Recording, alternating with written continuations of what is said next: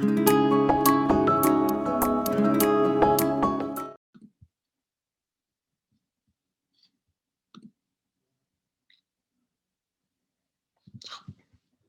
سلامت شد خدمت همگی، امیدوارم که حالتون خوب باشه. یکی از ویدیوهای اکسپو از خانم پاولو که از دایموندهای ژنس در امریکا، اونو با هم خواهیم دید که موضوعش هم هست چگونه به شکل حرفه‌ای ورودی بگیریم. صحبت خیلی خوبی رو دارن. چون ویدیو طولانی هست من خیلی سریع میرم سراغ ویدیو و امیدوارم که دوستان نهایت استفاده رو ببرن. حتما نوت برداری بکنید. پیشنهاد من خیلی مطالب قوی و خوبی رو دارن میگن.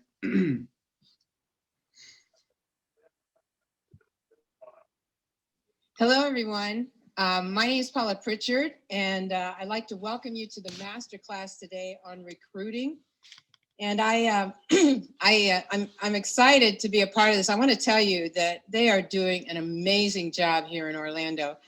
کار خیلی بزرگی رو توی اورلندو دارن انجام میدن. تیم ژنس شاید یکم بالا پایین بوده، بعضی وقتا قطع شدید، ولی ارزشش رو داره. I don't know if many of you realize this, but on the open stage downstairs, not only do we get to see you behind your computers, but you might not notice, and maybe you will, there are actually excuse me, people in seats. زمانی که ما داریم برنامه اجرا می‌کنیم از روی تلویزیون کوچیکی که نصب کردیم میتونیم شما رو ببینیم و حتی تصویر کاغذی خیلی از افراد رو به شکل واقعی اونجا درست کردن، به شکل تماشاچی گذاشتن.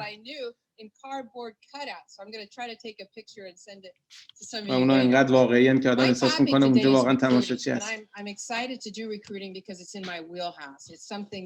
ورودی گرفتن که از نقاط حرفه‌ای کار منه و سالها اینو تدریس کردم توی تیمم توی اروپا و امریکا. اینکه جهانی کار میکنیم بسیار هیجان انگیزش میکنه. خوشحالم که بعضی از تکنیکامو میتونم با شما شیر بکنم.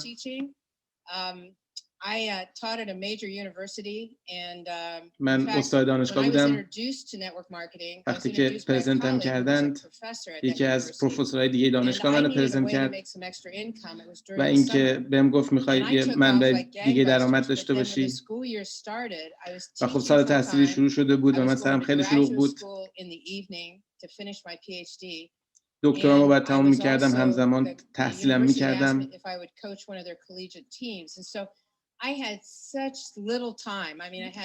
زمان زیادی نداشتم، خیلی زمان کمی داشتم برای اینکه بخوام نتورک کار کنم. 15 ماه بعد متوجه شدم که دارم زمان به این بیزنس نمیدم. راهی رو پیدا کردم که بتونم تمرکز کنم روی نقاط کلیدی این بیزنس. خب دوستان، ایشون استاد دانشگاه هستن، بودن و توسط یکی دیگه از استاد دانشگاه‌ها پرزنت شدن و میگه که چون زمانم خیلی کم بود بنابراین روی اصل مطلب اومدم فوکوس کردم. یک معلم هستم، بنابراین دقیقاً میدونم چی رو باید انتخاب کرد و چی رو باید تدریس کرد و چه جوری باید تدریس کرد و خب توصیه‌هاشو با هم میشنویم. موضوع هست مثل یه حرفه‌ای ورودی بگیرید. When I was analyzing the business, when I was frustrated because it wasn't growing, I came to the realization that when I talked to some of the most successful people, it seemed like they were really good at two things, and I call it the highest paid skills. میگه وقتی با آدمای موفق صحبت میکردم ببینم اونا چیکار میکنن، چیه راز موفقیتشون، دو تا نکته خیلی مهم تو اونا پیدا کردم و این دو تا مهارت که اینا توش خیلی استاد بودن مهارتایی هستن که بیشترین پول رو براشون می آورد. And those were recruiting and promoting. Recruiting and promoting. Recruiting یعنی ورودی گرفتن، promoting یعنی پروموت کردن مثلا جلسات، مثلا محصولات، ایونت ها. Promoting, recruiting. این دو تا مهارتیه که بیشترین پول رو برای کسانی که تو نتورک کار میکنن برمغان میارن. When you think of promoting, you think of people who are out there telling you about the latest event. Make sure you get to this university. Make sure you get to this convention. They're telling you about someone's testimonial. They're telling you about results on a product. That's promoting. And the promoting تعریفش اینه که اخبار جدید شرکت رو به نظر بقیه برسونید محصول جدید اگه هست به بقیه بگید، محصولات رو بگید، رنک اگه شرکت میذاره رنک جدید اگه توی تیم کسی میگیره، پروموشن جدیدی اگه میاد، کسانی که نتیجه خلق میکنن، ایونتی اگه برگزار میشه، اینا همه جزء بحث‌های پروموشن هست. کسانی که خوب میتونن اینا رو به بقیه برسونن، این یک مهارته. بنابراین این مهارت پول زیادی توش از کار آقای دینی، اینا همه دارید میبینید. The more you promote, the more interest you create that people want to see the business or they want to try the product. هر چقدر بیشتر شما پروموت میکنید، علاقه بیشتری اونجا ایجاد میکنید برای آدما که بخوان بیان بیزنس رو نگاه بکنن و این یعنی بیشتر افراد رو میکشونه تو این بیزنس. That's a skill that you really need to work on because این it's مهارت رو باید essential حتما روش in کار building a بکنید. business. بسیار بسیار Today, واجب و what I'm going to ضروریه. focus on is the امروز من other میخوام essential روی skill, which is اون called یکی مهارت recruiting. کار بکنم و And اون because I'm a ورودی teacher, گرفتنه. I'm و چون من going یک to teach معلمم you from میخوام beginning از to more 0 تا 100 advanced. I'm going to try بهتون to take you درس through some بدم steps here. و At قدم the به قدم same بهتون یاد time, I میدم hope you're taking notes و because I'm going to امیدوارم be که moving نوت quite برمی‌دارید quickly بخاطر in اینکه this سریع time خواهم frame. بود. So when you think of recruiting consists of really 4 things: the invitation, the presentation, the follow-up, and then the close or sign-up. 4 قسمت داره ورودی گرفتن: 1 دعوت، 2 پرزنت کردن، 3 فالو آپ، 4 بستن قضیه و خرید. And so that is what recruiting is. But I want to tell you something. The people who are most successful are brilliant at the first thing, which is invitation. They know. کسانی که خیلی خفنن توی نتورک مارکتینگ استاد دعوت هستن. دعوت از هر 4 تا مهمتره توی این قسمت. How to create curiosity. اونا میدونن They چجوری know how to create an interest. کنجکاوی و علاقه ایجاد بکنن. That makes people want to know more که about what you're doing. آدما رو مجبور کنه بخوان بدونن راجع به Be بیزنستون. an expert at the invitation. پس اگر میخواید تو چیزی ماهر باشید توی دعوت ماهر باشید. افراد موفق زیادی دیدم که اونا پرزنتورهای خوبی نیستن یا مثلا جلسات خوب برگزار نمی‌کنن ولی دعوت‌های خیلی قوی دارن. دعوت و فالو این دوتا قسمت‌هایی هستن که بیشتر از هر قسمت دیگه ایگو شما رو تحت تاثیر قرار میدن. جایی که شما آره یا نه میشنوید. شاید یکی رو میخواد دعوت کنید میگه نه من دوست ندارم. دعوتم میکنی من دوست ندارم بیام این بیزنس رو ببینم. شاید یکی رو دارید فالو میکنید میگه اوکی من شنیدم بس دیگه نمیخوام این بیزنس رو بشنوم. شما نه رو توی این دوتا قسمت میشنوید، دعوت و فالو آپ. بنابراین اونجا هست که بهتون بر میخوره و اینجا اونجاییه که شما باید بتونید خودتون رو کنترل کنید. بهش میگن ایگو، یعنی اونجایی که خودتون رو نشونه میرید. به من میگی نه من ناراحت شدم اینجوری گفت، این جواب ما نداد، اینجوری برخورد کرد. این اون چیزی که شما باید یاد بگیرید تا باش کنار بیایید یا تسلیم نشید، تسلیم ایگوتون نشید. And so this is the area I think people fall down in the recruiting arena. آدمایی که شکست میخورن توی ورودی گرفتن توی این دو تا قسمت بیشترین ضربه رو میخورن، بیشترین ضعف رو نشون میدن. دعوت و فالو آپ. چرا؟ چون توی این دو تا مرحله شما نمیشنوید بهتون برمیخوره، بیخیال میشید. In other words, they either don't put themselves out there to do the invitation, or they've done the invitation, they've done the presentation, now they're scared to do a follow-up because they don't want to get a no. And so if you can overcome those 2 areas and work on those ego rest areas, اگه بتونید این دو تا موقعیت کار بکنید اون موقع میتونید موفق باشید. Let's talk about contacts. I call راجع به them کانتکت ها صحبت بکنیم. They're contacts. They might turn into business associates. اونا ممکنه به همکاران تجاری شما تبدیل بشن. من از پراسپکت استفاده نمی‌کنم چون واسه من معنی قربونی بوده، خوشم نمیاد. از کانتکت استفاده می‌کنم. افرادی که شما میشناسید، افرادی که شما فقط یه بار دیدیدشون مثلا، یا افرادی که اصلا نمیشناسید. کانتکت های شما شامل 3 دسته آدم بودن: آدمایی که میشناسیدشون، آدمایی که شاید یه بار کلا دیدیشون اونها رو، و افرادی که نمیشناسیدشون. این میشه کانتکت های شما. اما اول راجع به افرادی که میشناسیدشون یا 1-2 بار دیدید اونا رو صحبت میکنه.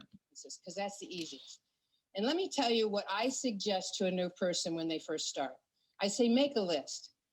پیشنهاد من به یک فرد جدید که امروز وارد کار شده اینه: لیست درست کن. Now, you can make a list on your computer. میتونی You can روی use your contacts کامپیوترت، in your phone and make a list on your phone. موبایلت. You can make a list on a pad and paper or whatever. When I first started the business, we didn't have the internet. زمانی که من شروع کردم اینترنت نداشتیم، تلفن هم نبود زیاد. But the point of it اختراع was شده I بود had to ولی do ما روی everything کاغذ و قلم انجام میدادیم. So what I suggest to people is پیشنهادم make a اینه list of everyone you know. لیستی از And همه they say, کسایی که "Paula, that's میشناسید crazy. I mean, ایجاد everyone I know کنید. that could take me days. Yes, but it could make you بعضیا a میگن fortune." چند روز این طول میکشه ولی من بهشون میگم که ممکن همه زندگیت هم عوض بکنه. List of everyone you know. Just لیستی از start همه thinking آدمایی که everyone you've known from میشناسید. the time you were a kid to every از روزی place که you've بچه lived, to every بودید تا place همین you've الان. worked, to every organization you belong to, every school you کار، attended. گروهایی که Just عضوش empty your هستید، brain. باشگاه، Because your ذهنتون brain رو is خالی your کنید. memory center, but it's also a place where you strategize. If you can put the memory in front of you, then it leaves your brain free to strategize. ذهن شما جاییه که شما میتونید جدا از اینکه نگه دارید اطلاعاتو میتونید استراتژی بچینید. زمانی که اینا رو از ذهنتون خالی میکنید حالا ذهنتون میتونه تمرکز کنه روی اینکه استراتژی بچینه. بنابراین همه رو از ذهنتون خالی کنید و حالا ذهنتون خالی باشه تا بتونید استراتژی بچینید. So make a list and then categorize بعد and از اینکه organize the لیستتون list. آماده کردید کاتگورایز کنید، اونا رو دسته‌بندی کنید، نظم بهشون بدید و بذارید بهتون بگم چجوری میتونید این کارو بکنید. I focus on something called want. تمرکز میکنم من روی چیزی به نام want یعنی چی میخواد طرف. دیروز توی جلسه دوستان پرسیدن که چجوری لیستمون رو مرتب بکنیم. یک جواب خیلی خوب اینجا از خانم پاولا هست. میگه که من لیست رو که نوشتم شروع میکنم روی لیست نگاه کردن ولی بر مبنای want یعنی چی میخواد، خواستشون چیه اینا. What do people want? آدما چی میخوان؟ آدما فکر میکنن که تو این چیزی که میخوای واسه من بگی، محصول، شرکت، پلن، هر چیزی که از جلسه، دعوت، پرزنتیشن واسه من چی هست که به درد من بخوره. You know, if I talk about, hey, I got a way you could, you know, make this kind of income, or you could do this or that, it doesn't necessarily mean that that's what they want. You know, some people, maybe they're in a job that they hate. اگه من مثلا بیام بگم اینجوری پرزنت کنم که تو این کار پول هست، شاید این اون چیزی نیست که اونا میخوان. برای شما باید برید اون آدما رو ببینید. شاید توی کار میکنن که از اون کارشون متنفرن. Maybe they're in debt. شاید قرض دارن. I don't know, but what I want to do is focus on wants. So ولی once I've made this تمرکز میکنید روی خواسته هاشون. 3 بار توی لیستم حرکت میکنم. I check off everyone that's like اول تمام کسانی که مثل من هستن رو علامت میزنم. کی مثل من دنبال یه سری چیزایی هست، آرزو داره. کی یه چیزای بیشتر تو زندگی میخواد. شما دنبال آدمایی هستید که مثل خودتون هستن و شما میشناسید اونها رو به خاطر اینکه اون آدمایی هستن که شما بیشترین زمان رو میخواید با اونا بگذرونید.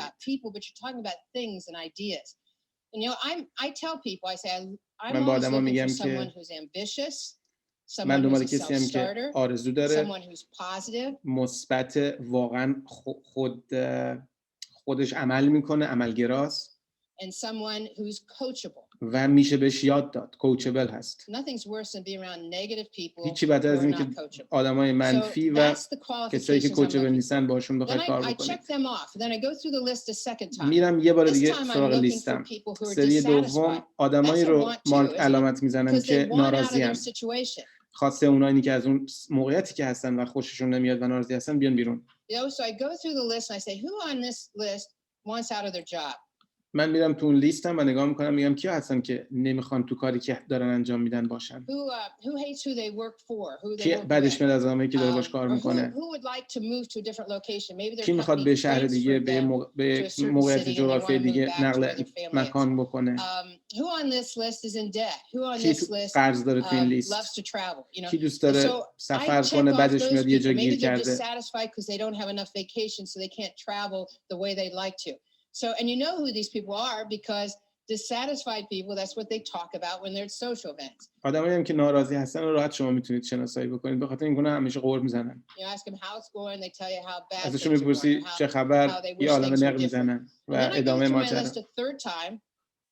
دفعه سومی که میرم سراغ لیستم who maybe they're not dissatisfied, it's just that they want more. Maybe آدمایی هستن که ناراضی نیستن ولی بیشتر میخوان. Or maybe they like to scuba dive but they're landlocked and they only get a شاید مثلا میخوان برن غواصی، مثلا کارهای خیلی خوب خفن میخوان بکنن ولی در اون حد دیگه مثلا موقعیت زندگیشون اجازه نمیده. افرادی که اوکی ان، ناراضی هم نیستن ولی دنبال چیزای بیشتر هستن. دفعه سوم که میرم سراغ لیستم اونها رو علامت میزنم. A week's vacation can never get anywhere far enough to enjoy some beautiful scenery to scuba dive. So consequently, I check off those people as well. Now, everyone you've checked off is a want. تمام کسانی که علامت زدید یه خواسته ای توشونه، یا یه چیزی میخوان یا از یه جایی میخوان بیان بیرون یا بیشتر میخوان. این کلیده کار شما برای ورودی گرفتنه. The key to recruiting is determining what a person's want is. کلید ورودی گرفتن اینه که اون آدم چی میخواد. Okay, now you're getting ready شما to دارید get to the آماده میشید invitation, but برای before you دعوت. do, اما قبل از اینکه I'd دعوت رو like you بهتون to بگم understand a few چند تا things. نکته باید بهتون First بگم. of all, understand that recruiting, 80% متوجه of باشید it که is ورودی in گرفتن preparation. 80%ش And when I say آمادگی شماست. preparation, I'm really talking about 3 or 4 things. Those 3 or 4 things would be belief, maybe confidence, posture, backup. اما آمادگی شما میتونه یعنی در واقع چیزهای مختلفی هست. باور شما، پاسچر شما و بکاپ، حمایتی که از شما What do میشه. I mean by that?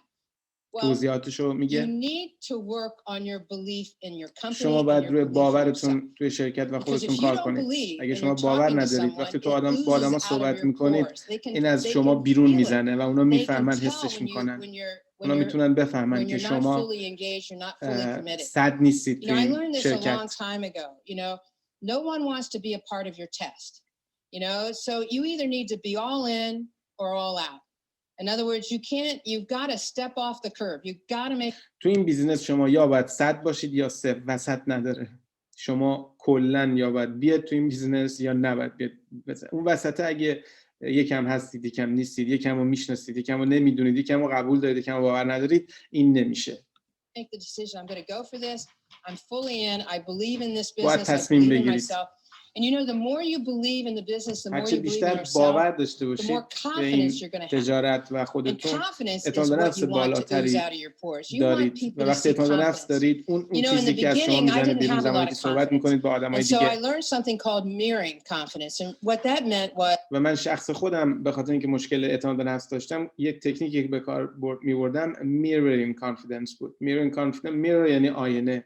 انگار که شما منعکس میکنید اعتماد به نفسی که یکی دیگه داره رو تو خودتون و ببینید چیکار می‌کرده ایشون. you mirror someone who is confident. So I used to think to myself, what if I was the president of the Chase Manhattan Bank? How would I act?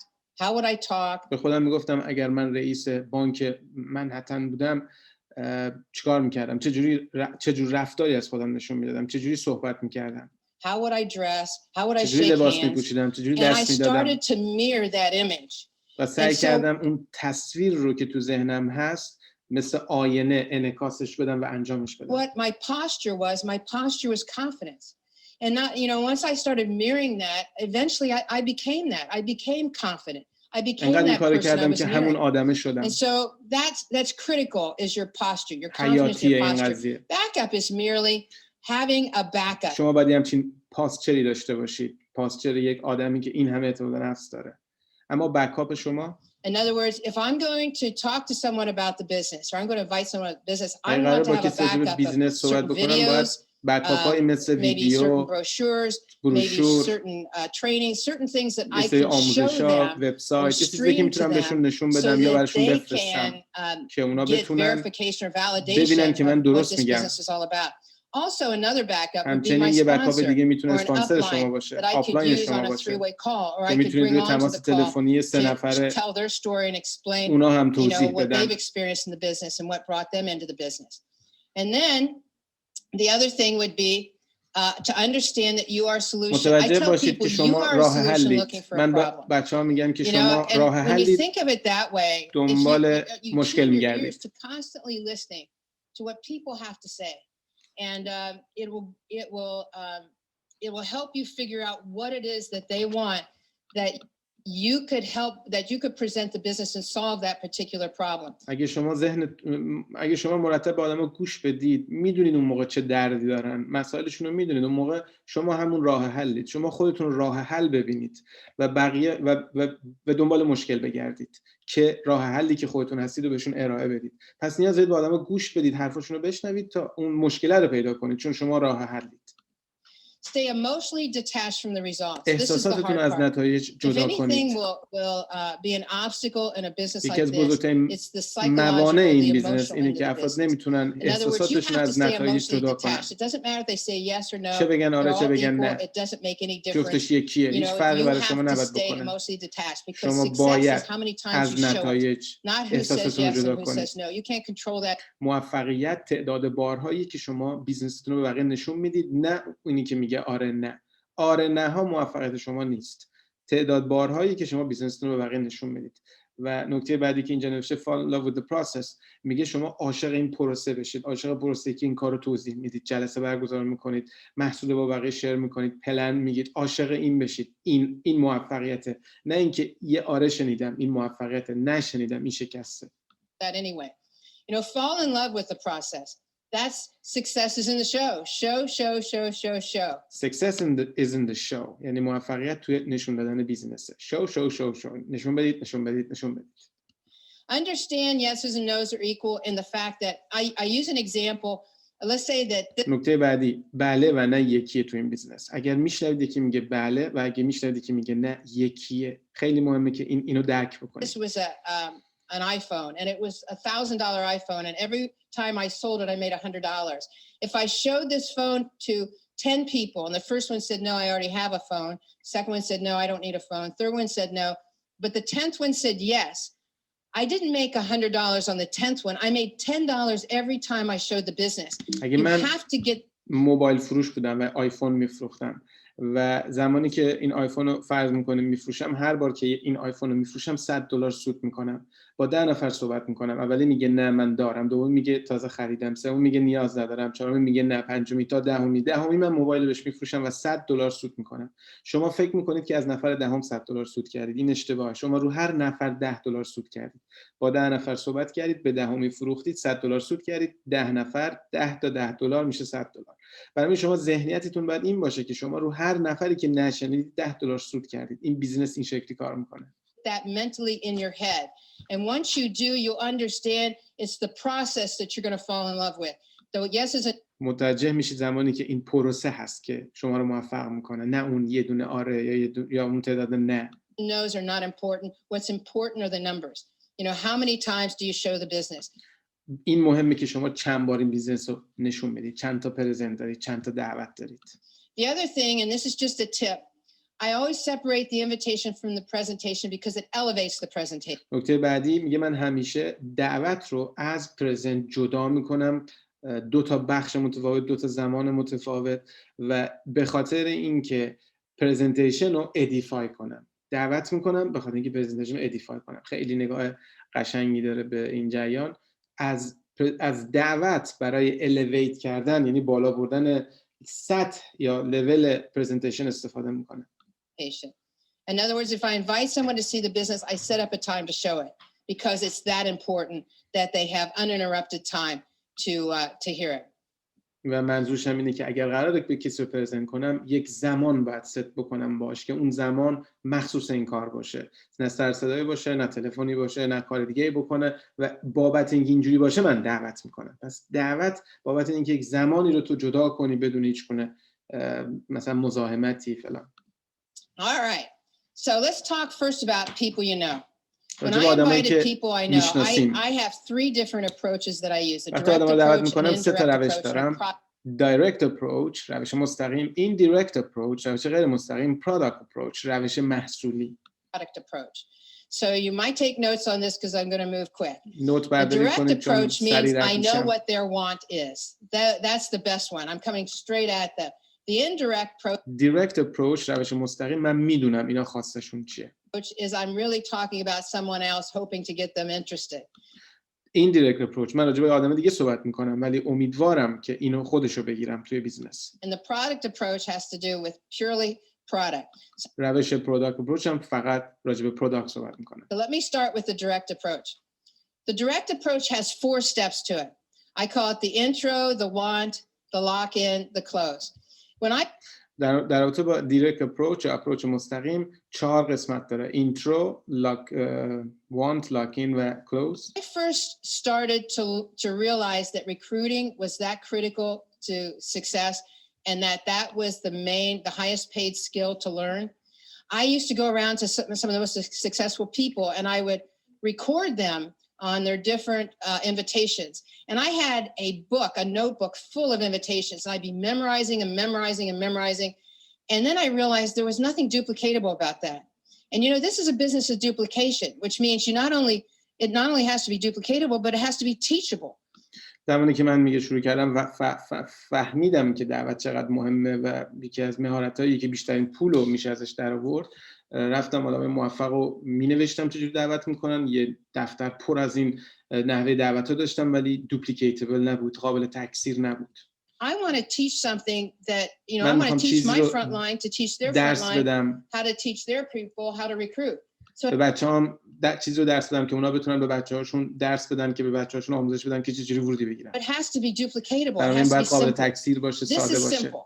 The other thing چیزی I که needed بهتون in بگم this direct ساده است. approach is I worked all day. I went to grad school at night. Sometimes I only had 30 minutes to make a call. I needed to be on and off the phone in 3 minutes. And this is the way I did it. و به خاطر اینکه من خیلی شلوغ بودم بعضی وقتا فقط 3-4 دقیقه وقت داشتم تا یه کاری رو انجام بدم و تموم کنم. 3 دقیقه میتونستم گوشیم روشن کنم، یه دعوت بکنم، خاموش کنم چون بعد میرفتم سر کلاس و اینا و این کاری که میکردم. Let me show you how it works. The intro was merely I call someone, say, hey, this is Paula. I've only got a minute. I've got to be somewhere. I've got to be in an appointment. اینترو قسمت اول یعنی مقدمه. زنگ می‌زدم من پاولا هستم خیلی عجله دارم باید سریع برم یه جایی، این میشه مقدمه. The reason I say that is because I don't want him to ask me questions.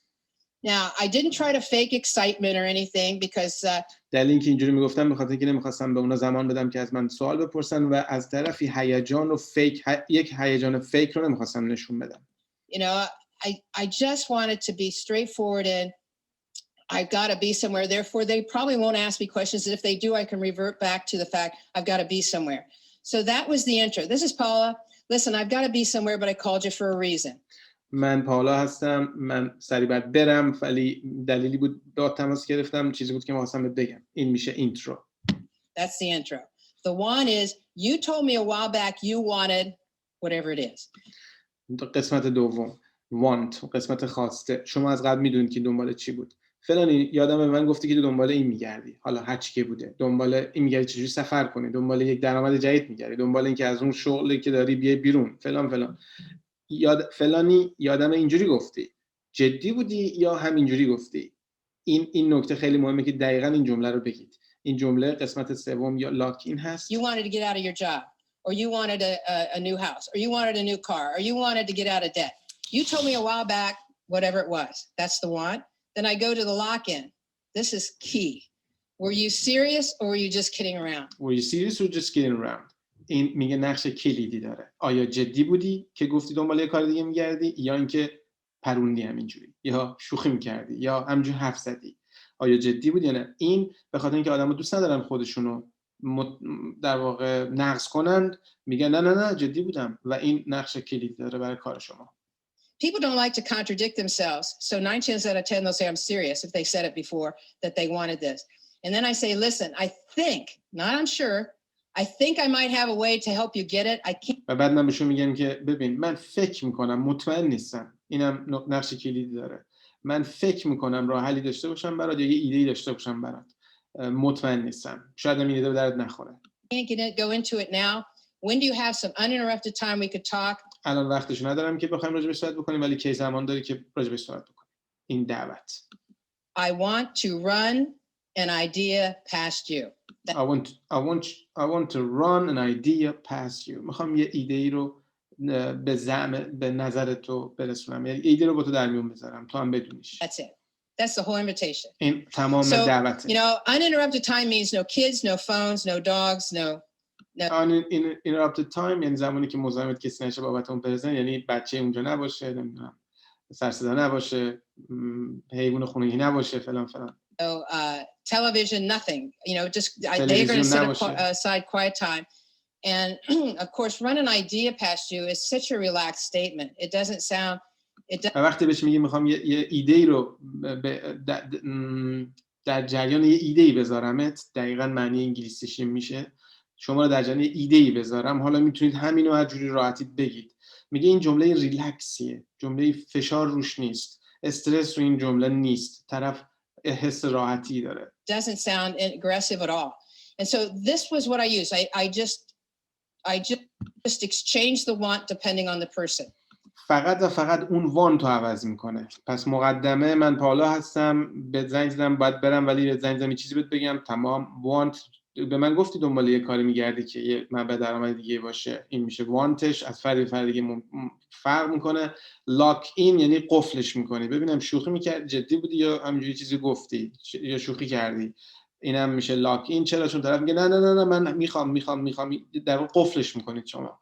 و آخرم که شاید یه ایده دارم که میخوام با درمیون بذارم، شاید به دردت بخوره، شاید هم نه. الان نمیتونیم صحبت بکنیم که وقت داری یه زمانی رو بذاریم راجع به این ایده صحبت بکنیم. اینم میشه قسمت آخر. Then I had the indirect approach. اما گزینه بعد indirect approach یعنی اپروچ یا دعوت غیر مستقیم. This I used for people I knew that lived in areas that were long distance. یا آدمایی که تو جای دیگه زندگی می‌کردن، من اینو برای اونا به کار می‌بردم. For example, and I used the same intro, but the key was, who do you know? Let me give you an example. مقدمه همون بود، اینترو همون بود، ولی کلمه کلیدی یا عبارت کلیدی تو این جمله است که who do you know؟ کیو میشناسی؟ کیو میشناسی یک عبارت کلیدی هست تو این نوع دعوت. Let's say that they lived in another country. The world's flat now. When I started, long distance was 50 miles away. But میگه دنیا امروز خیلی نزدیک شده و زمانی که من شروع کردم نتورکو 50 کیلومتر اون طرفتر، 50 مایل اون طرفتر خیلی مسافت بود. You know, now the world's flat, so it can be any distance. Let's say they lived in Chicago. I call and say, "Hey, this is Paula. Hey, how you doing? We need to catch up sometime. I've only got a minute though. I called you for a reason." And this is تماس میگیرم یه نفر تو شیکاگو، مثلا جای دوریه. من دقیقاً اینترو همونه.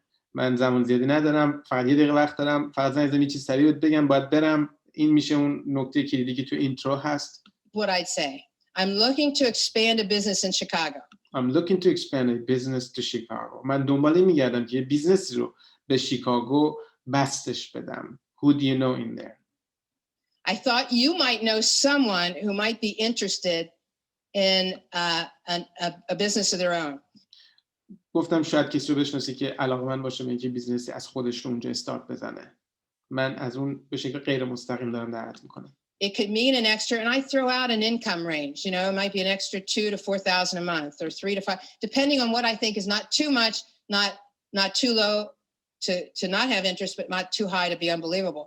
و یک رنج درآمدی رو مشخص میکنم. میگم کاری که در این حد میتونه درآمد داشته باشه. نه خیلی زیاد میگم، نه خیلی کم میگم که اصلا علاقه نداشته باشه. من یه بیزنس دارم توی شیکاگو گسترش میدم که ما 70 دلار میتونه درآمد داشته باشه. خب طرف هیچ کس نمیخواد بیاد این بیزنس رو، علاقه نداره. 70 دلار عددی نیست. ولی عدد نه پایین میگید نه میلیون دلار میگید که طرف در واقع خیلی میلیون دلاری صحبت میکنن. این کار اشتباهیه. یک رنج منطقی رو باید بگید. And then I say, who do you know? And what's interesting about that is, who do you know is an open-ended question that requires a name. و ازش میپرسم که who do you know؟ کیو میشناسی؟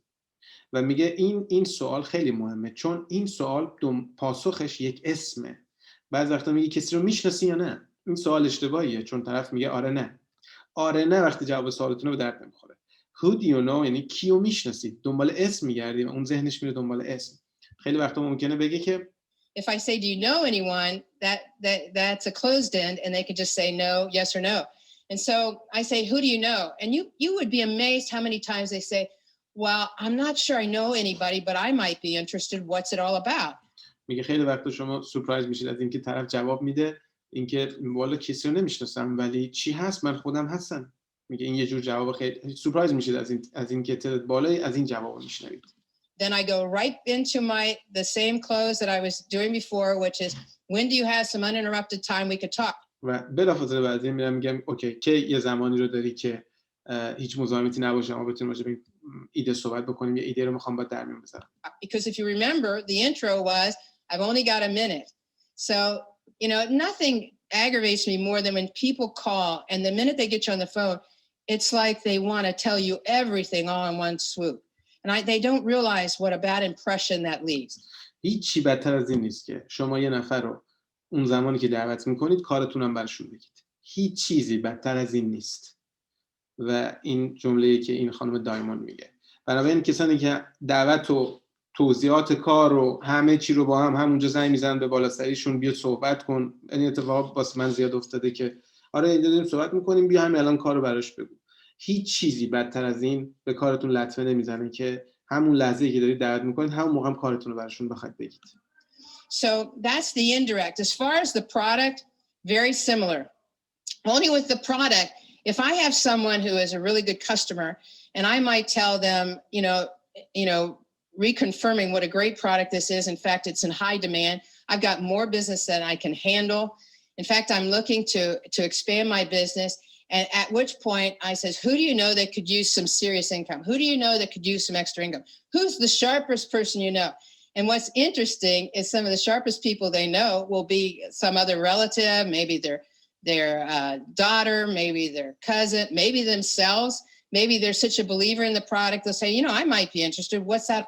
زمانی که بحث محصولی پیش میاد، من محصول رو میگه دوباره تاکید میکنم، راجع به محصول بحث باز میکنم که این محصول چقدر خوبه، اونم خب داره البته از کسانی هم که از محصول استفاده میکنن این کارو داره میکنه ایشون، کسانی که مشتریش بودن از محصول استفاده میکنن، حالا از محصول شروع میکنه و از اون فرد یک ورودی بیزینسی میسازه و یک کار کلیدی که ایشون میکنه، میگه همیشه ازشون میپرسم کیو میشناسی که باهوش باشه، کیو میشناسی که بخواد یه درآمد بیشتری رو داشته باشه و خب میگه افراد راجع به دخترشون، راجع به فامیلاشون، راجع به اون و خیلی وقتا خود من میگن راجع به خودشون میگن خود منم هستم، چی هست، جریان چیه، چجوری برای چی اینو میپرسی، چجوری میشه مگه پول میشه در آورد فلان، و میگه از این طریق یک موقعیت دعوتی دیگه میسازن. فکر میکنم که طلایی ترین تکنیکایی که ایشون تو صحبتشون دارن همین کیو میشناسی که مثلا باهوش باشه، کیو میشناسی که دنبال این باشه، کیو میشناسی که دنبال درآمد دیگه باشه. این میتونه خیلی کمک کننده باشه، یک کلید خیلی خوبیه. All about. So I've turned more customers into distributors who ended up talking about the product to other people.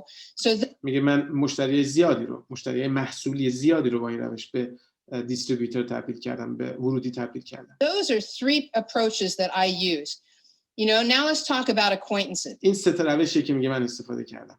اما بریم سراغ آدمایی که صرفاً آشنا شدیم با هم، یعنی یه بار دیدمشون. acquaintance یعنی آدمی که یه بار یه جا دیدی، برای بار دوم مثلا میبینیش. این یه آشناته، فقط آدمی نیست که میشناسیش واقعا، یه آدمی که یه بار یه جا دیدیش. این به این میگن acquaintance. Acquaintances are people that I might not know what their want is. I know them, we know each other, but I don't know what their want is.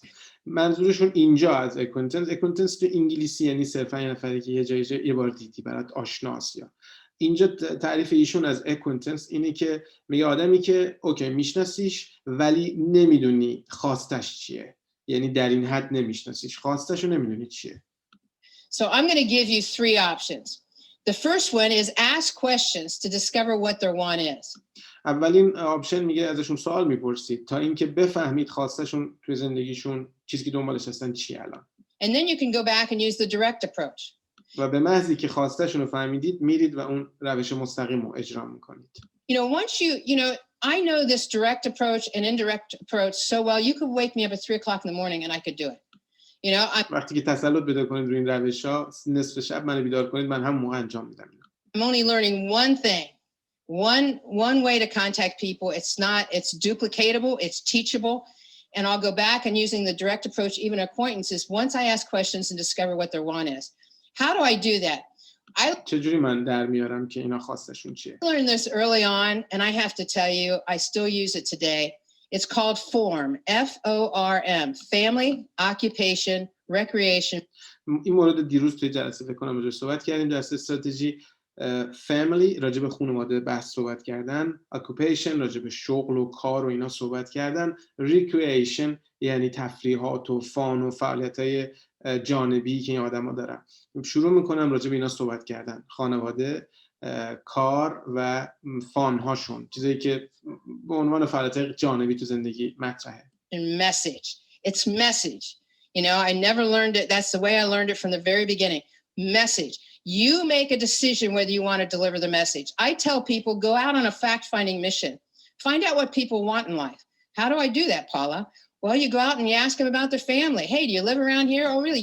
شما باید متوجه باشید، باید بفهمید که آدما چی میخوان از زندگی. و میگه من خیلی از بچه‌هامو میفرستمشون به یک مأموریتی که برید اینا رو در بیارید، این پاسخ‌ها رو در بیارید.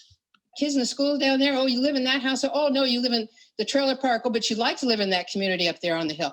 Yeah, oh, well, and then I might ask them about their job. How's your... با آدما صحبت میکنم. اوکی کجا زندگی میکنید؟ اینجا، ولی بچه‌ها میرن اونجا، دوست داشتم اونجا باشم. دوست داشتید اونجا زندگی کنید چون فامیلاتون مثلا اونجا. ببینید از تو صحبتی که با اونا میکنید فقط در میارید که اینا تو این موضوع دنبال چی ان، چه خواسته ای دارن. Your job, I bet you love it. Oh, you hate it? If you say I bet you hate it, they'll tell you they love it. So وقتی که راجع به شغل آدما باشون صحبت میکنید، خب کارت چیه؟ من مثلا تو این اداره کار میکنم. اوکی فکر کنم عاشق کارت هستی و اونا شروع میکنن به نق زدن. خیلی وقتا میگن نه این مشکل داره و شما خواسته هاشون رو متوجه میشید. اگر برعکسش عمل کنید، خیلی افراد هستن دنبال اینه که بزنن تو سر اون چیزی که اون آدم داره تا حالا پیشنهاد خودشون رو بدن. میگه اکثر آدما جبهه معکوس میگیرن. یعنی اگه بهشون بگی که خب کارت چیه؟ من کارمندم. اوه فکر کنم خسته این کاری. نه خیلی خوبه. قطعا برعکس خیلی موضع میگیرن. به خاطر همین طرف وقتی که شغلشو گفت میگه I bet you love it. شرط می‌بندم که خیلی دوستش داری. ولی خب ما اینجوری چون تو فارسی صحبت نمی‌کنیم باید به اون ادبیات خودمون بگیم. فکر کنم عاشق کارتی. فکر کنم با کارت خیلی حال می‌کنی ها. مثلا این شکل صحبت می‌کنیم. بعد اون شروع می‌کنه به مسائلشو گفتن و شما متوجه میشی که تو بعد کار این فرد چه خواسته‌هایی داره. Tell them I bet you love it and they'll tell you what's wrong with it. And اگه با آدما بگید که شرط می‌بندم عاشق کارت هستی، اونا بهتون میگن که مشکلات اون کار چیه. And we get to recreation. What do you like to do for fun? They say, well, I really like بعد ازشون میپرسی خب برای تفریح چیکارا داری انجام میدی؟ چیکار می‌کنی؟ to fish. Really, what kind of boat do you have? Oh, you میگه که من میرم ماهیگیری یا ماهیگیری دوست دارم. بعد ازش میپرسی که خب چه قایقی داری؟ بعد اون میگه من قایق ندارم. قایق نداری؟ پس حتما یه قایق باید، یعنی یکی از خواستهاش اینه که قایق داشته باشه چون عاشق ماهیگیریه و مگه میشه قایق نخواد. اینجوری شما میتونید خواسته های این افراد رو در بیارید. you can't afford a boat. Oh, but if you could, what kind would you have? مثلا اوکی چرا قایق نداری؟ نمیتونم بخرم، گرونه. اوکی اگه میتونستی بخری چه قایقی میخریدی؟ And they start telling me. And so I have اونا شروع میکنن به گفتن. a file cabinet in my head and I'm going, okay, they want this kind of boat. They want to live in this kind of house. They wish they could get out of this job. و من حالا تو ذهنم قشنگ میدونم این آدمی که دوست داره اونجا زندگی میکرد، اینجور خونه رو داشت، این شغل رو داشت و این قایق رو دوست داشت بگیره. Or they'd rather be doing another job. So I have a file cabinet and what I do is I keep a journal and then I'll come back and I'll continue the conversation. Or I might decide they want this one so bad, I'm going to use that in my direct approach. So I'll come back. و میگه که این میشه جورنال من. میگه من اینا رو نوت برمیدارم که این فرد اینجوریه و تو مکالمات بعدیم بازم روی اینا صحبت میکنم. و یا ممکنه اگر خیلی اینا دنبال موقعیت هستن شروع میکنم میرم سراغ روش دعوت مستقیم. And I say, you told me the other day, I couldn't get our conversation out of my mind. You told me you wanted this. Were you دفعه بعد که بهشون صحبت میکنم یا اگه میخوام دعوت کنم بهشون میگم که از ذهنم نرفت بیرون این صحبتی که با هم کردیم. تو به من گفتی که اینو میخوای، مثلا این قایقو میخوای یا این خونه رو اونجا میخوای یا میخوای شغلت عوض کنی. هر کدوم خواستهایی رو که به شما gofte بود. You serious or were you kidding around? جدی هستی یا اینکه همینجوری پروندی؟ میدونید این جمله رو بعد، این جمله مهمترین قسمت این کاره. باید قفلش کنید که آقا اصلا جدی بودی یا اینکه همینجوری چیزی گفتی. بنابراین یه سری سوال مطرح کردید، سوالات موضوعش مشخصه، تو موضوع دنبال میگردی که دنبال چیه، تو مکالمه بعدیت قشنگ اوکی صحبتی که قبلا با هم کردیم از ذهنم بیرون نرفته. تو به من گفتی اونجا این قایقه رو عاشقشی که باش بری مثلا ماهیگیری، یا گفتی به من دنبال من و درآمد دیگه میگردی، یا من گفتی که نمیتونی زندگی تو جمع و جور بکنی با این اوضاعی که پیش اومده. واقعا جدی هستی اینکه نه یه چیزی همینجوری گفتی؟ به همین سادگی دعوت مستقیم. Listen, I think I got a way you can have it. I can't go into it now. When's your next day off? ببین من فکر کنم یه راهی برات دارم، نمیتونم الان برات توضیحش بدم ولی میتونیم یه قراری با هم بذاریم که راجعش صحبت بکنیم. تمام. When can we talk? I want to run an idea past you. And so the direct approach fits right into this, even with acquaintances. بنابراین روش دعوت مستقیم حتی با آدمایی که زیادم باشون مثلا آشنا نیستیدم میتونه صرف بکنه. Can I also use the indirect approach? Absolutely. آیا من میتونم روش غیر مستقیم با این افرادی که acquaintance هستن، زیاد آشنا نیستیم، با اونا انجام بدم؟ بله. You know, and the indirect approach with acquaintances, I could say, hey, I'm looking to expand a business around here, wherever they live or هر جایی که اونا زندگی میکنن. خیلی ساده از این جمله استفاده کنید که من میخوام بیزنسمو این قسمت همین جایی که هست، هر جایی که هست تو این قسمت میخوام گسترشش بدم، من میخوام اینجا هم بیزنسمو بزرگش بکنم، ایجاد بکنم این جمله خیلی قدرتمنده. برای من با هر کسی که جدید آشنا میشم این استفاده میکنم. کدوم کشوری؟ او فلان جا. من خیلی دوست دارم بیزنسم اونجا هم داشته باشم. اما معلومه که دوست دارم دیگه. همه دوست داریم تو همه کشورها داشته باشیم، تیم داشته باشیم. برای این میتونه یک خواسته درونی واقعی، انگیزه واقعی باشه. Wherever their job is. Same thing with the indirect approach. But here's a new one. This is what I call my location approach in a sense. And this is something I used frequently. اینو میگه کلید کار منه، این روش سوم، آپشن شماره سوم. پس اولی که سوال میپرسه و در میاره خواستشون چیه و روش مستقیم. دومی هر کجا که زندگی میکنن این میخواد بیزنسشون اونجا گسترش بده. و مورد سوم فوکس آن لوکیشن، روی منطقه جغرافیایی تمرکز میکنم و عبارت who do you know، کیو میشناسی، و میگه این شاگرد منه. Especially when a network company has events in different parts of the United States or different parts of the world.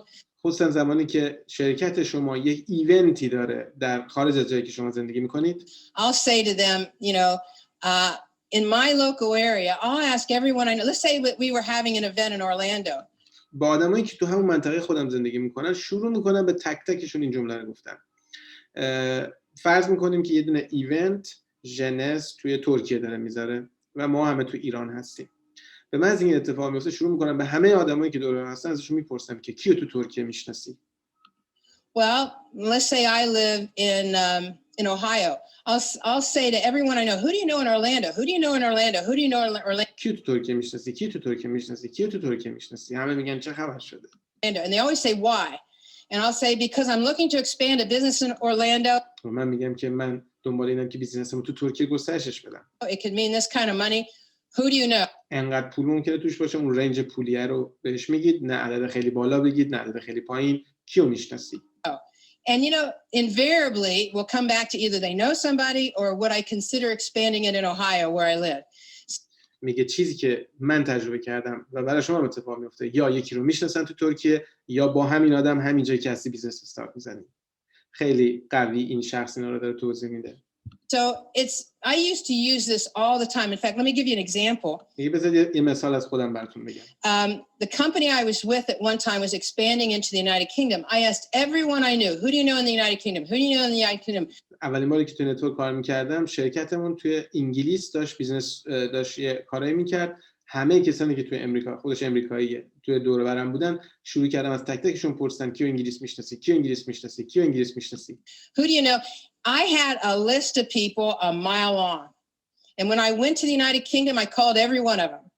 یه لیستی از آدمایی که رو میشناختن توی انگلیس تهیه کردم. میگه it was a mile long، یعنی خیلی لیست بود، طول و درازی بود. وقتی رسیدم انگلیس شروع کردم زنگ زدن به اینا و زنگ زدم میگفتم من فلانیم، فلانی منو معرفی کرده. و میگه همیشه این که شما یک رفرنس اونجا میدید به شما اعتبار لحظه‌ای میده، چون اون فرد رو میشناسن اون شخص. And I said you don't know me, but I'm a friend of so and so. شما منو نمیشناسی ولی من دوست فلانی هستم. You know how powerful that is? When you have a reference, it gives you instant credibility. Then they go, "Oh, how's so and so?" And I go, "They're و اونا میگن اوکی عالی، چطوری شما فلان، و من بهشون میگم که doing great. I promised them I'd contact you when I got to the United Kingdom. من قول دادم که به محض اینکه برسم اینجا با شما تماس خواهم گرفت. We have a company very successful. We're expanding here. It could mean ما یه شرکتی داریم بسیار موفق، داره به اینجا بست میده بیزنسشو. some serious money. Does this sound like anything? پول خوبی توشه. این چیزی هست که تو علاقه‌مند باشی به درت بخوره تو زندگیت. You'd like to talk about further. And some اگه میخوای که با هم بیشتر راجع صحبت بکنیم. of them would say yes, some of them would say no. The ones that said yes, I set up a private appointment. I showed them the business. Some of them said yes and some of them said no. بعضی از اونها گفتن که بله، بعضیشون گفتن نه. اونایی که گفتن بله باشون یه قرار خصوصی گذاشتم، کارو براشون توضیح دادم. بعضی از اونها گفتن بله، بعضیشون هم گفتن نه. But you know, at the end of that, without knowing anyone in the United Kingdom, my business was doing $1 million in volume every single month 12 months later. میگه ولی اتفاقی که برام افتاد اینه که من توی انگلیس یه تیم ساختم که بعد از 12 ماه هر ماه $1,000,000 خرید میزد. حجم فروش اون تیم من $1,000,000 بعد از 12 ماه شد تو انگلیس. هیچ کس هم تو انگلیس از اول نمی‌شناخت. So I know it works. I live and breathe. میدونم که کار میکنه، من زندگی میکنم و نفس میکشم چیزایی رو که دارم براتون میگم. Everything I'm teaching you. So then you're going to have people you don't know. Where اما آدمایی که شما are نمیشناسید. those people? Everywhere. این آدما کجان؟ همه جا هستن. They're in the bank line, they're at the توی motor بانک، vehicle license place, توی they're at the ترانسپورتیشن، grocery store. They're توی also on social سوپرمارکت، media. They're in سوشال میدیا، توی ادارات. social media. They're people that you might strike. Maybe you're part of a certain group. Maybe it's a group that rides horses. Maybe it's a group that's fans of a certain football club. شما شاید توی گروهایی هستید که اسب‌سواری میکنن، گروهایی که شاید طرفدارای فوتبالیستن. Maybe you belong to a group, and what you're trying to do is move people you don't know to acquaintances. کاری که شما میکنید توی این گروهایی که هیچ کسی نمیشناسید، آدما رو انتقالشون میدید از اینجایی که نمیشناسید به acquaintances، به آدمایی که حالا یه کوچولو میشناسید. تنها کاری که باید بکنید اینا رو انتقالشون میدید به این قسمت. چجوری میتونید این کارو بکنید؟ So you strike up conversations with these people. باشون مکالمات ایجاد میکنید. And the idea is to move them to an acquaintance. And you know, you do that by asking questions. و این کارو با پرسیدن سوال انجام میدید.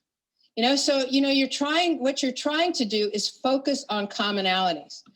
تمرکزتون روی نقاط اشتراک هست. Oh, you live here. Oh, you have kids that are in the same school district. Oh, we have, you know, we've been تو اونجا زندگی میکنی، مثلا شاید پدرت تو شما اونجا زندگی کرده.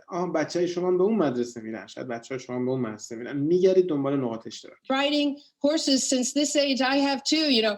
And so you're trying to take somebody with the same interest and trying to move them to acquaintance, to someone you're starting to know. پس یه آدمی رو پیدا میکنید، کاملا نمیشناسیدش، یه نقطه اشتراک پیدا میکنید، از این نقطه اشتراکی میرسوندش با یه مکالمه و چند تا سوال به جایی که حالا acquaintance هست، حالا آشنایی دیگه با هم. And in the process of that, because you're asking questions all the time, you're getting to know them. و وقتی سوال So I میپرسید know on بیشتر social میشناسید. media, I remember initially people would go into chat rooms and they'd be chatting back and forth and developing relationships. Now you have all different kinds of formats or platforms that you can get to know people on. I also know that you can also put out teasers, you know, looking to expand a business, or you can put out teasers and boost those, you know, on social media. قدیما میگه چت روما و اینا بود، حالا زمان ایشون من نمیدونم دقیقاً چه شکلی بوده، ولی میگه الان میدونم که یه عالمه سوشال میدیا هست، یه عالمه واتساپ، تلگرام، اینستاگرام فلان اینا که شما میتونید اونجا خب با خیلی‌ها همین کارو بکنید. از اونجا شروع کنید، با چند تا سوال نقاط اشتراک پیدا بکنید و برسونیدش به acquaintance، یک اشتراک. ببینید چه پتانسیل بالا اونجا وجود داره. از طرفی میگه میتونید تیزر ایجاد بکنید و این تیزرها رو بوست کنید. یعنی بیاید از اینستاگرام استفاده کنید یا از فیسبوک استفاده کنید و اینها رو کاری کنید که افراد زیادی رو ببینن. حالا تو این تیزرها میتونه حالت تبلیغاتی میتونه باشه. Social media has just changed everything.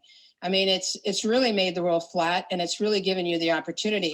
و تو اون تیزر تبلیغاتی هم یه عبارتی گفت خیلی قشنگ بود. میگه از این میتونید استفاده کنید که من میخوام بیزنسمو به این منطقه گسترش بدم، من میخوام بیزنسمو تو این لول گسترش بدم، من میخوام بیزنسمو تو این زمینه گسترش بدم. میتونید از این استفاده کنید. At the same time, maybe you want to focus in building in a certain country, and so you put. شاید اصلا بخواید تمرکزتون رو بذارید روی اینکه روی کشور جدیدی تیم بسازید. این اتفاق تو جنس هم بارها یعنی افتاده و ما میدونیم.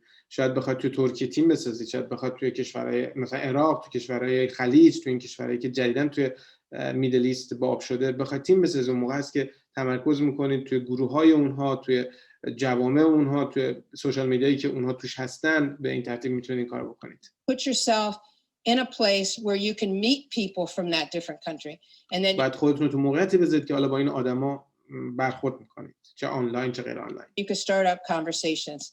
که فقط بتونید یه مکالمه رو باشون شروع بکنید. This is one thing I always teach. Never invite someone to see the business at the same time that you're collecting information. یک نکته که من به همه درس میدم. به هیچ وجه کسی رو همزمان که دعوتش میکنید، همون زمانی که دارید اطلاعات ازش میگید، همون زمان دعوتش نکنید. So if I'm doing form, FOR, and I'm not delivering the message, I'm doing FOR, I'm going to deliver the message later. And so I'm going to be talking to someone about their family, their occupation, what do they do for fun, what's their recreation. I'm going to come back later, maybe the next day, and say, بنابراین من اطلاعات رو میگیرم، خانواده، کار، تفریحات، ولی بعداً برمیگردم. You know, I couldn't get our conversation out of my mind. بهش میگم که من واقعا صحبتایی که با هم کردیم نتونستم از ذهنم بیرون ببرم. حالا به فارسی خودمون هر جوری که شما راحتید اینو ترجمهش بکنید. You know, you told me you wanted this. Were you really تو من گفتی که اینو میخوای، دنبال این serious or were you هستی، just kidding جدی around? بودی یا اینکه And they say, نشوخی no, Paul, I میکردی؟ was really serious. و وقتی And میگه at نه من which جدی time, بودم. and I want to say one thing about the way I do this. I'm trying to eliminate skepticism. And by eliminating skepticism, you best do that by focusing on what people want. میگه شما اون بحث تموم شد، میگه شما براتون مهم باید باشه که شک رو از بین ببرید. شما اسکپتیسیزم یعنی شک، تردید، و بهترین راه برای اینکه این از بین ببرید اینه که تمرکز کنید اون چیزی که اونا میخوان. اون چیزی که اونا میخوان اگر تمرکز کنید روش، اسکپتیسیزم you eliminate اسکپتیسیزم، یعنی شما شک و تردید و دودلی اینا رو از بین میبرید به شرطی که تمرکز کنید اون چیزی که اونا میخوان. They know they brought it up to me. I probably wouldn't have been mentioning that I might have a solution had they not brought that up to me. اگه اونا اون موضوع به من نگفته بودن که دنبال چی ان، خواستشون چیه، که من این راه حل ارائه نمیدادم هیچ وقت. So it removes the skepticism. بنابراین این شک و دودلی و تردید از بین میبره که طرف بخواد شک کنه این از کجا اینا رو میگه، اصلا برای چی میگه، نیتش چیه. اون موضوع میگه، اون خواسته رو میگه و من به عنوان راه حلی رو بهش میگم. From everything. So consequently, I never deliver the message at the same time with only one exception. فقط یک استثناء هست، زمانی که من همون جایی که دارم اطلاعات میگیرم از فرد ممکنه پرزنتش بکنم. فقط یک استثناء است، وگرنه به هیچ وجه این کار انجام نمیدم و اون استثناء زمانی است که ممکنه دیگه اون فرد رو نبینمش. If I'm in a place where I'm meeting someone and we probably گفتم پرزنتیشن، دعوت. we'll never meet again. Maybe I'm at the license bureau and I'm getting a license. I'm sitting next to someone. We strike up a conversation. I might deliver the message then, but I'll take a pause. مثلا میگه یه جا رفتم برای گواهینامه‌ام، یه نفر اونجا اتفاقی تو صف میبینم، صحبتی که میره جلو و دیگه ممکنه این فردا نبینمش اگه از اونجا تموم شه بره. بنابراین اونجا هست که من پیامو بهش میدم، یعنی بحث دعوت و پیشنهاد و اینا رو میدم. Pause. In other words, I'll collect the information, I'll take a pause, and then I'll say exactly what they think. And that would be, you know, I'll say to them, I know this sounds crazy. من اونجا حرفاشو شنیدم، یه پاز ایجاد میکنم و بعد میگم و بعد چیز رو بهش میگم که دقیقاً اون داره فکر میکنه. اون چی فکر میکنه؟ اون میگه که اگه من الان بهش پیشنهاد کار بدم، میگه این شک میکنه دیگه، یه حسی داره. میگه من همینو بهش میگم همین الان. بهش میگم که ببین من میدونم این یه مقداری عجیب غریبه که اینو الان من بهت بگم. But are you serious when you say you want out of that job? Are you serious when you say you're looking for an opportunity? واقعا جدی هستی وقتی که میگی دنبال موقعیت دیگه میگردی؟ آیا جدی هستی وقتی که میگی از این کارت خسته شدی دنبال راه میگردی که مثلا از این کسی که باش کار میکنی بزنی بیرون از اون دفتر فلانا؟ پس حرفاشو میشنوم، اوکی موقعیت خوبیه، یه پاز و بعد از اینجا شروع میکنم که ببین من میدونم یکم عجیب غریبه این صحبتمون الان، ولی جدی هستی که فلان فلان؟ And they say yes and say this is not the time, but I'm expanding a business. بهش میگم که اگه جدی هستی الان که وقتش نیست، نمیتونیم با هم صحبت بکنیم، ولی من بیزنسمو دارم گسترش میدم. I might have something you may be interested in. یه چیزی کاری که من دارم انجام میدم ممکنه، دوستان این ممکنه خیلی مهمه. ممکنه به دردت بخوره، ممکنه هم نه. بنابراین بهش نگید این کار 100% میتره کنی، تو اصلا بی‌نظیره، اینا همه منفیه. بنابراین بهش میگید که ممکنه به دردت بخوره، ممکنه هم نه. این جفتشو میگید حتما.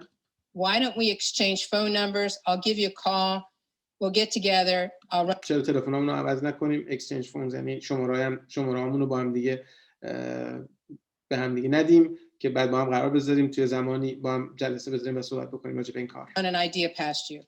That would be the only time that I would actually do the invitation at the same time I'm collecting the information. You know, this is a good teaching technique because I tell people, you know, this is a career. You know, I spent 4 years getting my undergraduate, another year getting. همیشه من به آدم‌ها اینو میگم که این یک بیزینسه. It's a career. من 4 سال برای گرفتن مدرک اولم زمان گذاشتم، 1 سال برای مدرک my بعدیم graduate, and then we had a number of years to get the PhD. و سالها هم بعد کار کردم تا دکترامو بگیرم. And I have to tell you something. I و باید studied, بهتون studied, بگم studied, که درس practice, خوندم، تمرین but I کردم، could تمرین never کردم. reach هیچ وقت the به موقعیت level of مالی success موفقیت that, you مالی know, که from a اینجا به دست financial آوردم standpoint as you can in this اونجا به دست business. نیاوردم. So you need to give it the time it deserves. You بنابراین باید زمانی که حقش رو بهش بدید این بیزنس رو. need to practice. شما باید تمرین کنید. I tell people, go out and talk to people and practice FOR. You cannot. من به بچه‌هام یک وظیفه میدم، میگم برید بیرون با آدما صحبت بکنید. FOR رو، F یعنی راجع به خانواده family، O occupation راجع به شغلشون، R recreation یعنی راجع به تفریحاتشون. برید با آدما راجع به اینا صحبت بکنید بدون هیچ گونه پس زمینه. Not deliver the message. I don't care if they say I'm looking for a network business. In fact, I'm looking for one that's in youth enhancement products. You can't mention the business.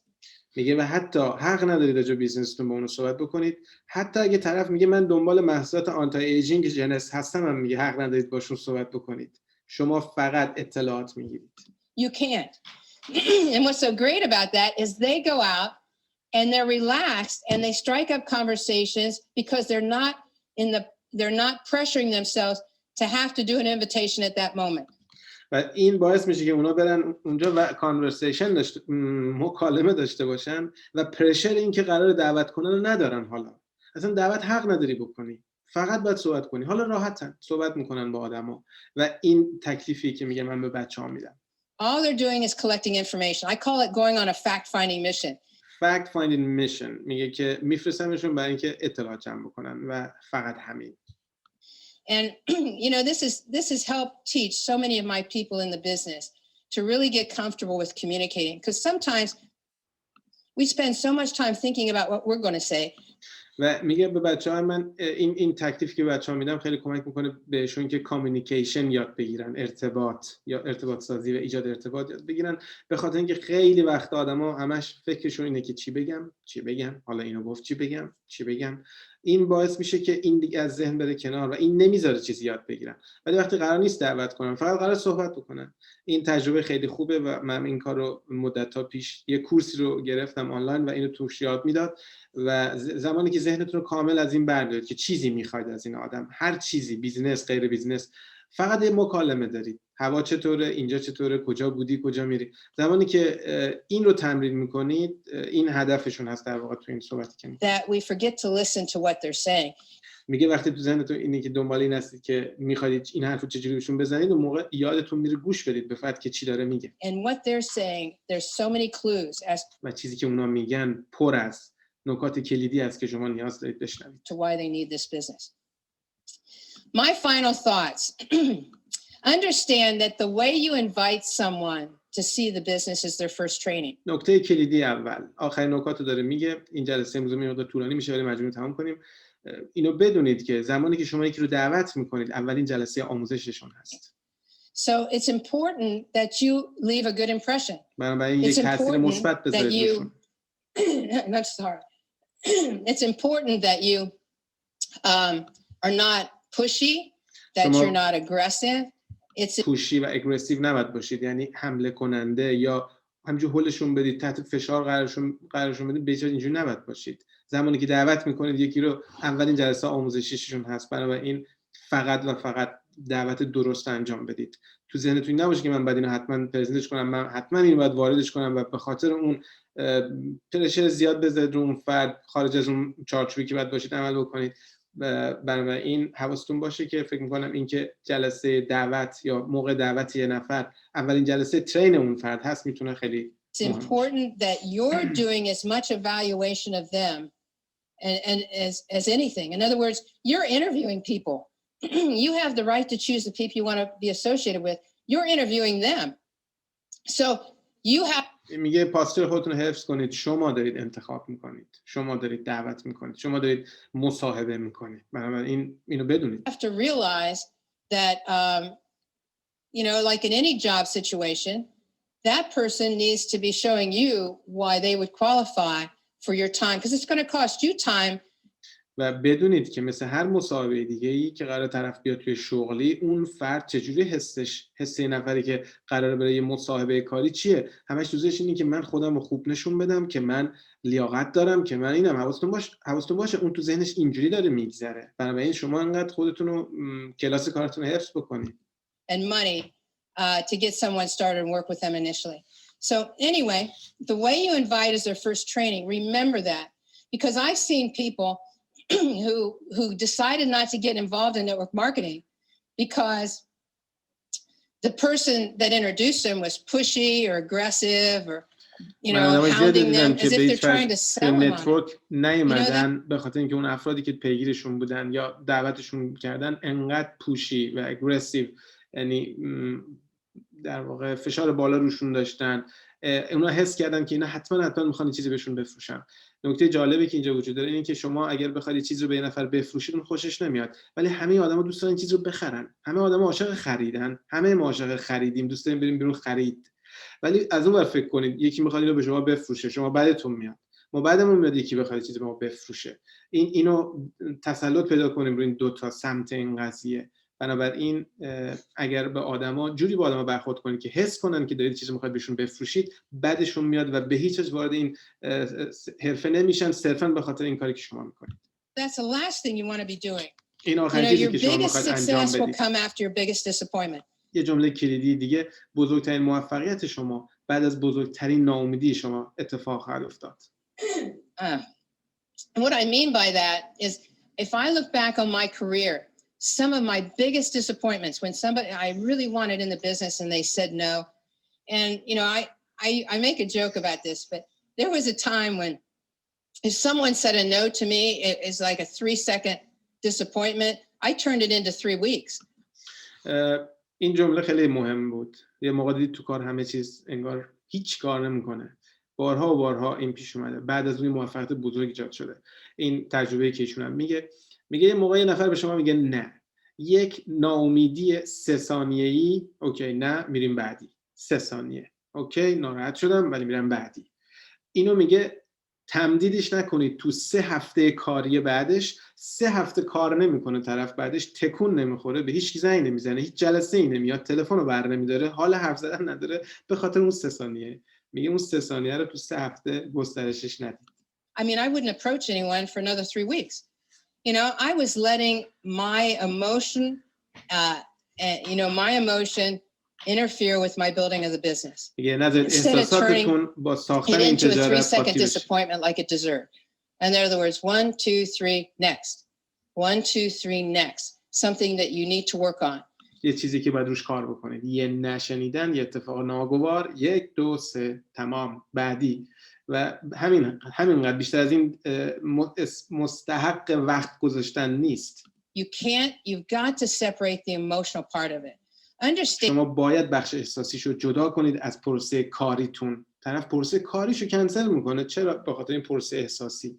این بخش احساسی رو جدا کنید. And people say no to the business. They're not saying no to you. They're saying no to the business. تو بیزینس به شما نمیگن. When a Girl Scout shows up and wants to sell me Girl Scout cookies, some I'll buy and they come back again. Maybe I won't, but I'm not saying no to the Girl Scout. I'm saying no to the cookies. You have to separate that. Understand, amateurs convince. We have a saying that professionals sort, amateurs convince. Professionals sort, amateurs convince. این یه ضرب مثل انگلیسی هست، جمله خیلی این معنیش اینه که آدمای آماتور سعی میکنن آدما رو قانع کنن، اما پروفشنال ها انتخاب میکنن، جدا میکنن.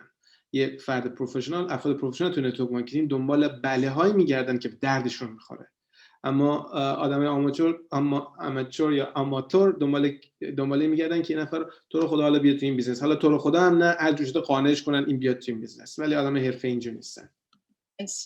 The last thing you want to do is convince and coax someone to get in the business, because if you have to convince and coax them, you're going to have to convince and coax them into doing something, and that's the last thing you want to be doing in this business. این آخرین چیزی که شما میخواید انجام بدید. اگه قراره یه نفر رو کوک، یعنی پختن، یعنی انقدر قانعش کنید بپذیرش، گرمش کنید فلان، این تا آره رو بگه، میگه این دوباره قدم بعد دوباره این کارو بکنید، قدم بعد دوباره این کارو بکنید. انتخاب بکنید. آدمای حرفه‌ای سورت یعنی انتخاب کردن و اون آدمایی که با اون بلای واقعی رو انتخاب میکنن و با اونا کار میکنن. Business. So please don't coax. If anything, they should be trying to convince you to pick them. اگه قراره کسی این وسط کسی رو قانع بکنه، اونا هستن که شما رو باید قانع بکنن که انتخابشون بکنید. Make rejection your friend. ریجکشن رو دوست خودتون ازش دوست بسازید. اینکه آدما نمیگن یا شما رو رد میکنن، باش حال کنید. دوستتون باشه. Understand that, you know, this is the real key to success in the business. این And کلید that's واقعی برای how you handle موفقیت rejection. و اینکه And چجوری you've شما got از to پس make it your نه برمیایید. friend. Remember I talk about yes and no are equal? Well, that's a no. So understand that they're all the same. بفهمید که بله و نه یکیه. این که طرف میگه میام، این که طرف میگه نمیام، یکیه. این هیچ فرقی با هم نداره. شما بیزنستون انجام میدید. It's numbers. How many numbers you go through will determine what you get paid. تعدادی که شما میرید، تعدادی که تجربه میکنید، بله نه بله نه بله، این تعداد موفقیت شما رو تعیین میکنه چقدر پول در میارید. And focus on what you control. تمرکز کنید روی چیزایی که میتونید کنترل کنید. نکته بعدی. This is the part I try to really get across to people. این چیزی که من خیلی سعی میکنم به آدما انتقالشون بدم. Focus on what you can control. تمرکز روی چیزی که میتونید کنترل کنید. If you invite someone to see the business, you can't control whether they say yes or no. اگه کسی رو به این کار دعوت میکنید، شما کنترل اینی که طرف بگه بله یا نه رو که ندارید. If they say yes and you do the presentation, you can't determine if they get in the business or not. اگه اونا میگن بله میان تو کار، شما بازم نمیتونید کنترل کنید که اینا تو این بیزنس میرن جلو نمیرن جلو. And even if they get in the business, you have no control over whether they do something. و حتی اگه بیان تو این کار، شما کنترل روی اینکه کاری انجام بدن یا ندن ندارید. But you spend 90% of your time worrying about things you can't control. و نتیجه این میشه که شما 90% زمانتون رو دارید صرف میکنید روی کنترل چیزایی که اصلا دست شما نیست. نگران چیزایی هستید که حتی تحت کنترل شما نیست. You know what you can control in this business? میدونید چی رو میتونید تو این بیزنس کنترل کنید؟ How many people you talk to. تعداد افرادی که باهاشون صحبت میکنید. That's it. That's all you control. تنها چیزی که میتونید کنترل کنید اینه. حالا خیلی وقتا ما نگران اینیم، صحبتامون، تلفنامون، جلساتمون، اینجوری بود، اونجوری بود. حالا بهش فکر کنید که چقدر اینا کنترل شماست. 90% نگرانی‌ها تحت کنترل ما نیست. تنها چیزی که کنترل ما میتونیم بکنیم تعداد آدمایی که باشون صحبت میکنیم، برای این تمرکز کنیم تعداد آدمایی که باشون صحبت میکنیم و از اینجاست که آقای اریک فور میگه 80% وقتتون رو بذارید صرف صحبت کردن با بقیه، 20% صرف صحبت کردن با تیمی که الان اون 80% اینجا بازم یه بار دیگه خودشون نشون میده. کار ما توی نتورک صحبت کردن با بقیه، صحبت کردن با بقیه، صحبت کردن با بقیه در هر لولی هست. How many people do you talk to? That's it. You can't control if any of those people you talk to want to see the business, you can't control. If they get in the business, you can't control. If they do anything, if they get in the business, can't control any of it. شما نمیتونید کنترل کنید آدما بله میگن یا نه، اگه وارد شدن کار میکنن یا نه، اگه کار کردن چقدر جلو میرن، هیچ کدوم نمیتونید کنترل کنید. ولی تعداد آدمایی که باشون صحبت میکنید میتونید کنترل کنید. And I'm going to tell you, there's many times when people say yes, they get in and they do nothing. خیلی از افراد تو تیم من بودن، خودم هم پرزنتشون کردم، واردشون کردم، گفتن بله، اومدن و هیچ کاری هم نکردن. Get all that excitement just to be disappointed. So you've got to همه اون هیجان ورودو میگیرن، میبینید توشون هیجان زده برای اینکه وارد شن، فقط برای اینکه بعدش یه عالمه ناامید شن. Take the emotions out of it. I don't go up or down in my emotions. I'm just kind of level. Wait and see what happens. Yes, they got in. Oh, that's great. Wait and see what happens. Oh, they said no. Well, that's too bad. I would like to work with them.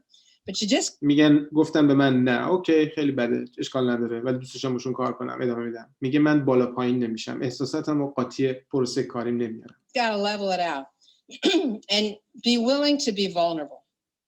This is something I think I didn't understand it when I was doing it. Be willing to be vulnerable. میگه من زمانی که شروع کردم این جمله رو متوجه نمی‌شدم، الان منش میگم. But I thought I was showing courage. I wanted this business so bad. من این کارو واقعا می‌خواستم. It didn't matter if you said yes or no. It didn't matter how many people I had to talk to. برام مهم نبود کسی بله میگه یا نه. برام مهم نبود با چند نفر دارم صحبت میکنم. I came to a point where I wanted it so bad I was just going to lay myself out there. به جایی رسیدم که انقدر موفقیت تو این کارو می‌خواستم که دیگه خودمو گذاشتم اینجا معنای be vulnerable، یعنی نه رو بشنوم. یعنی آدما هر چی میخوان بگن حالا دیگه بگن. قبلش آدم یه نکنه این میگه حالا به این نگم، حالا اونجور نشه، حالا انقدرم صفر کار نکنم، حالا تو سوشال مدیا انقدرم رو نکنم. اینا به معنای vulnerable بودن نیست. vulnerable یعنی حاضری اون مشت رو بخوری، حاضر اون نه رو بشنوی، حاضر اون که فکر میکنی یه جور دیگه میخواد راجع بهت فکر بکنه رو حاضری فکر بکنه. میگه که زمانی به جایی رسیدم که انقدر موفقیت می‌خواستم که دیگه برام مهم نبود. گفتم دل زدم به دریا، رفتم وسط، گفتم 4 نفر میخوان مش بزنن طور نیست. من موفقیت رو واقعا میخوام. میگه به اینجا باید برسید. No matter what. You know, if it meant streaking through town, I guess maybe I would have done that. I would have اگه شهر به شهر حرکت کنم باشه انجام میدم. done anything. I really wanted to succeed. من واقعا میخواستم موفق بشم. But you know, I بشم. realize now when you make yourself vulnerable, and that means be willing to take the bumps, and there'll be bumps, be willing to take the no's, not take it personal. Things will start to really change for you. به محض اینکه تصمیم میگیرید که مش بخورید همه چیز براتون عوض میشه. You know, Brene Brown wrote a book called Daring Greatly, and she talks about, you know, how important courage is to success. But in order to have courage, you've got to be willing to be vulnerable. یه کتابی رو از این نویسنده گفت که تو این کتاب میگه جرأت، courage چقدر مهمه برای اینکه شما موفق بشید. ولی میگه اگه واقعا جرأت رو امروز میخوای رو بکنی، قبلش یه قدم قبلش از حاضر باید بشی که نسبت به این مشتایی که قرار بخوری خودتو در معرضش قرار بدی دیگه. انقدر دیگه دیوار اونجا نذاری. You got to be willing to lay yourself out there. You know, take the ups and the downs, be willing to take the punches.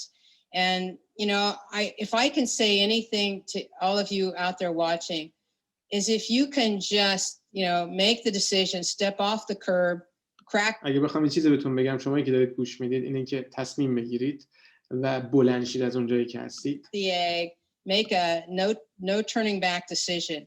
تصمیم بگیرید که برگشت نداشته باشه. And then say I'm in this for the long haul. And you have to understand when I started network marketing wasn't that popular. و به خودتون بگید که من واقعا اینو میخوام برای بازه طولانی مدتی این کار بکنم. من نتورک رو شروع کردم که توش باشم. میگه زمانی که من شروع کردم نتورک مارکتینگ و اینجوری نبود. Now it's like an accepted profession. الان یک شغل مورد پذیرش واقع شده هست نتورک مارکتینگ. But at that time I really had to have tough skin. ولی اون روزا من بعد خیلی پوست کلوف می بودم. I had to put on my as I call it my psychological armor. من اون موقع باید زره psychological روانیمو میزدم برای اینکه روانمو به هم میریختن آدما چون این کار مورد قبول نبود. That you know I used to think to myself mentally bullets can't penetrate this armor, neither can arrows, neither can nose. و به خودم میگفتم که گلوله تو این سپر تو این لباس تو این زره نمیتونه بره، تیری که با کمان شلیک میکنن نمیتونه بره و همچنین نها هم نمیتونه تو این زره رخنه بکنه. And I would go out there and I just put myself out there. And you know what? میرفتم بیرون و خودم رو در معرض تیرها قرار میدادم. You know, I did it anyway. And you know, we talk about pushing through the fear. You know, people think that sometimes that having courage to do a business like this means a lack of fear, and it isn't. You know, what it is خیلی وقت آدما فکر میکنن که اگه این بیزنس رو میخواد انجام بدید باید جرأت داشته باشید، بعد مثلا ترس به خودتون راه ندید. میگه اینجوری نیست. شما میرید میترسید ولی انجام میدید. شما با همون احساس ترسی که میکنید اقدام میکنید و میگه منم همینطور، منم میترسیدم ولی بازم انجام میدادم. پس علیرغم وجود ترس شما کاری که باید انجام بدید انجام میدید. این نیست که شما نمیترسید. And that's what I did. I felt the fear. I did it anyway because it's something I never had to do before. And in the process I grew as a person. و من تو این پروسه به عنوان یک شخص رشد کردم. I grew a fantastic business. یک بیزنس بزرگ ایجاد کردم. And I know all of you can do the same. و میدونم که همتون So I want to wish you the best. Thank you so much for tuning in today. And we'll see you at the top. میبینمتون تو تاپ. اوکی دوستان، مرسی که تا این لحظه بودید. امیدوارم که این برنامه مورد توجهتون واقع شده باشه. حتما یک بار دیگه ببینید، نوت بردارید، چون یکی از بهترین هایی بود که تا امروز من تو این زمینه دیده بودم. وقتتون بخیر. بای بای.